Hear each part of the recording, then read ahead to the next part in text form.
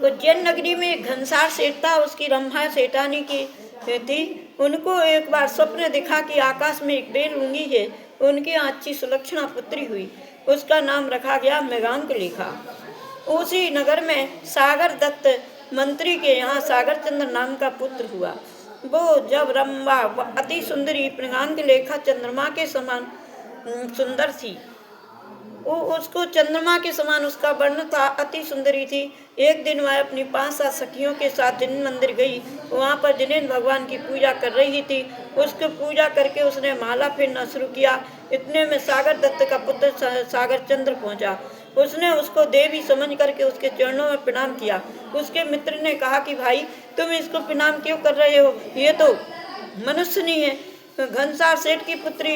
अरे मैं तो इसको देवी समझ करके प्रणाम कर लिया, मैं तो देवियों की पूजा करता हूँ, उसमें क्या बाधा है। बोले यदि इसके साथ विवाह करना चाहते हो, विवाह करना चाहता हूँ मैं तो बोले ये तो जैन धर्म मानता है, इसलिए विवाह नहीं करेगा। तो उन लोगों ने छल से दिगंबर मुनियों से जैन धर्म सीख लिया।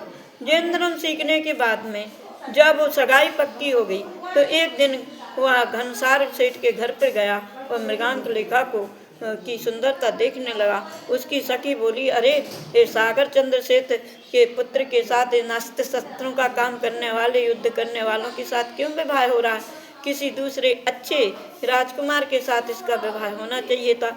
यह बात सुन करके उसको अच्छा नहीं लगा। उसने प्रतिज्ञा कर ली कि मैं इसको विवाह करके छोड़ दूंगा, विवाह नहीं करूंगा। अंत में क्या हुआ कि जब उनका विवाह हो गया तो सागर चंद्र के उसको देखता ही नहीं था मृगांकलेखा को।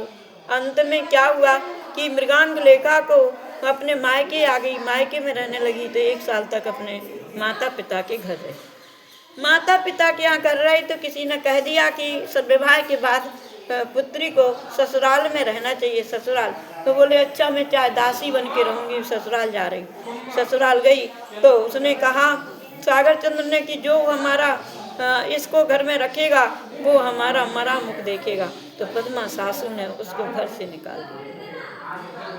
वह जब एक बार कोई युद्ध के लिए आए, तो युद्ध के लिए जा रहे थे, तो युद्ध के लिए जाते समय उसने बहुत अनुनय विनय की कि अपनी दासी बना करके जाइए। जब वह नहीं माना और चला गया, उसको दुत्कार करके उसकी वो देखा नहीं।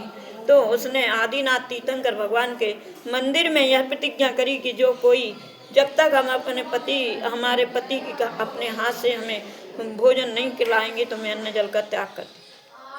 वह कायसर्ग से खड़ी हुई कि आदिनाथ तीर्थंकर भगवान की जो यक्षिणी देवी चक्रेश्वरी देवी हैं, बुढ़िया बन करके उसके सागर चंद्र की छावनी में गई। वहाँ जा कर के बुढ़िया बन करके कहते पुरुष धोखेबाज होते हैं, पुरुषों का कभी विश्वास नहीं करना चाहिए, पुरुष निष्ठुर होते हैं, निर्दयी होते हैं। तो सागर चंद्र बोला कि माँ आप ऐसा क्यों कह रही हो, पुरुष तो दयावान होते हैं, महान होते हैं, अच्छे होते हैं, करुणावान होते, उदार होते हैं। बोले तुम झूठ मूठ बोल रहे हो। चक्रेश्वरी देवी ने बुढ़िया का रेप रूप से अपना असली रूप प्रकट कर दिया और वो अत्यंत तेजवान हो गई। और उसने कहा कि तुम्हारी पत्नी यदि पुरुष ऐसे नहीं होते तो मैं आज अंजन वो आकाशगामिनी गुटका देती हूँ, उसके माध्यम से आप आदिनाथ जिनालय में जाइए। आपकी पत्नी संन्यास को लेकर के खड़ी है, जब तक आप उसको प्रेम से वार्तालाप करके उसको भोजन नहीं कराएंगे, नहीं तो वो अन्न जल त्याग करके अपना शरीर छोड़ देगी। आखिर में सागर चंद्र को जाना पड़ा। मृगांकलेखा ने कहा कि मैं ऋतुवती थी, यदि मैं गर्भवती हो गई तो आप माता पिता से कह करके जाइए। बोले मैं माता पिता के पास नहीं जाऊंगा, राजा से आज्ञा लेकर के जाया, जब विजय प्राप्त करूंगा शत्रु पर तभी जाऊंगा। आखिर पद्मा सासू ने देखा तो उसको घर से निकाल दिया। आगे कल देखिएगा, इस संसार में कर्मों की बड़ी विचित्रता होती है। बड़े बड़े महापुरुषों को, अच्छे जनों को कर्मों ने नहीं छोड़ा, विघ्न बाधाएं जाती हैं। क्योंकि पत्रिका देख करके कही तुम्हारी पुत्री पुण्यात्मा है, जैन शासन का महान उद्धार करेगी, धर्म पर अटक रहेगी, लेकिन इसको तीव्र बाधाएं आने वाली, दुख होने वाले हैं। वो दुखों में भी दृढ़ रह करके अपना धर्म पालेगी। आखिर में इसलिए उसको सती मृगांक लेखक है।